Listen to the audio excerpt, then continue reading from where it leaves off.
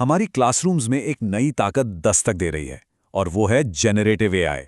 तो आज की इस चर्चा में हम ये समझेंगे कि सीबीएसई के आईसीटी टीचर्स होने के नाते हम इस बदलाव को कैसे अपना सकते हैं और इसे अपने स्टूडेंट्स के लिए एक जबरदस्त लर्निंग टूल में कैसे बदल सकते हैं।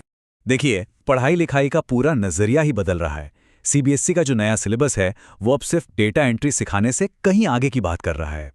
असल में फोकस इस बात पर है कि स्टूडेंट्स को उस हाई ऑर्डर कंप्यूटेशनल थिंकिंग से लैस किया जाए जो एआई से चलने वाली इस दुनिया के लिए बेहद जरूरी है। एआई को एक ऑटो पायलट की तरह मत देखें, बल्कि इसे एक एडवांस्ड फ्लाइट सिमुलेटर की तरह समझिए। ये सिमुलेटर पायलट के लिए जहाज नहीं उड़ाता, लेकिन ये पायलट को यानी कि हम टीचर्स को इस नए माहौल में ज्यादा सटीकता और सेफ्टी के साथ नेविगेट करने की ताकत जरूर देता है। तो चलिए तैयार हो जाइए, ये रहा हमारा आज का फ्लाइट प्लान। हम देखेंगे कि एआई क्लासरूम में कैसे काम आता है, ये हम टीचर्स का कीमती वक्त कैसे बचाता है, और हाँ, हम कुछ ज़रूरी सेफ्टी चेक्स पर भी नज़र डालेंगे ताकि हम सब जिम्मेदारी से इस सफ़र को पूरा करें। तो हमारी पहली मंजिल है क्लासरूम। चलिए देखते हैं कि कैसे एआई हमारे स्टूडेंट्स का को पायलट बनकर उन्हें कोड 402 जैसे टेक्निकल सब्जेक्ट्स में महारत हासिल करने में मदद कर सकता है। अगर हम कोड 402 सिलेबस की बात करें तो एआई यहाँ दो बहुत ही अहम रोल निभा सकता है। एक तो डेटाबेस के लिए क्वेरी असिस्टेंट का और दूसरा प्रोग्रामिंग के लिए लो कोड असिस्टेंट का। चलिए इसे एक्शन में देखते हैं। मान लीजिए एक स्टूडेंट को एग्जाम की तारीख के हिसाब से रिकॉर्ड्स को सॉर्ट करना है।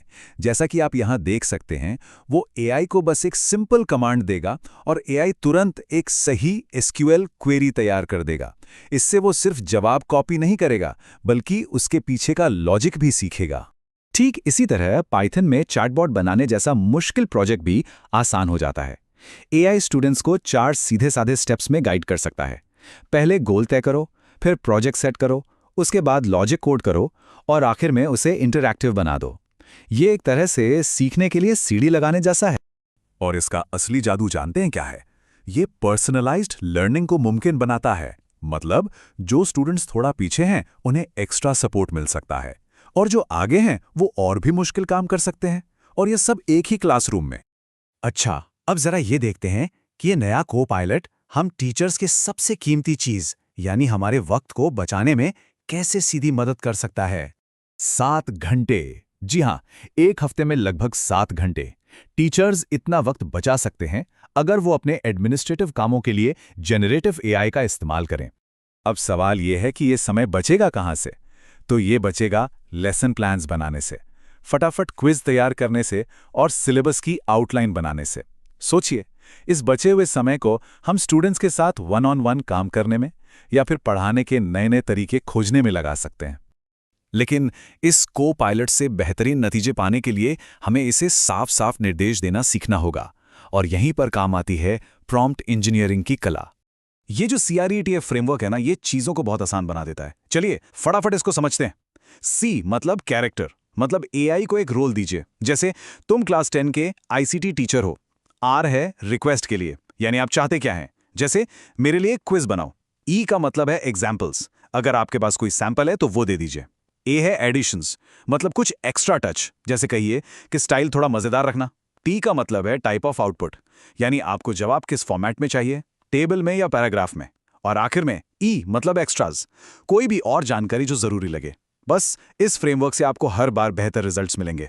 अब जब हमारे क्लासरूम में इतना शक्तिशाली टूल आ गया है, तो ये सिखाना भी बहुत जरूरी है कि इसका इस्तेमाल समझदारी और जिम्मेदारी से कैसे किया जाए। एआई को एक वर्कशॉप में रखे पावर टूल की तरह समझिए। ये बहुत काम का है, लेकिन तभी जब हम अपने स्टूडेंट्स को इसे सेफ्टी के साथ और सही तरीके से इस्तेमाल करना सिखाएं। ये सीखने का कोई शॉर्टकट नहीं है, बल्कि सीखने में मदद करने वाला एक टूल है। हमारे नए सिलेबस का मकसद ही यही है कि स्टूडेंट्स को टेक्नोलॉजी का सिर्फ इस्तेमाल करने वाला नहीं, बल्कि उसे बनाने वाला बनाया जाए। मतलब पैसिव कंज्यूमर से एक्टिव प्रोड्यूसर बनाना है। तो ये हम सिखाएंगे कैसे? हमें अपने स्टूडेंट्स को सिखाना होगा कि एआई की हर बात पर आंख बंद करके भरोसा नहीं करना है। उन्हें जानकारी की सटीकता जांचनी होगी, एआई पर पूरी तरह निर्भर होने से बचना होगा और इसमें छुपे पूर्वाग्रहों को पहचानना होगा। साथ ही प्राइवेसी और डेटा सेफ्टी जैसे नैतिक मुद्दों को समझना भी उतना ही जरूरी है। अगर हम एआई को एक को पायलट की तरह अपनाते हैं तो हम न सिर्फ अपनी टीचिंग को बेहतर बना सकते हैं बल्कि अपने स्टूडेंट्स को उस भविष्य के लिए तैयार कर सकते हैं जिसे यही टेक्नोलॉजी आकार देने वाली है। तो उड़ान भरने की इजाजत मिल चुकी है। आपका नया को पायलट तैयार है। सवाल बस एक है, आप सबसे पहले क्या बनाना चाहेंगे? और इस चर्चा को खत्म करने से पहले हम उस लीडरशिप का शुक्रिया अदा करना चाहेंगे जिसकी प्रेरणा से ये महत्वपूर्ण काम संभव हो पाया है।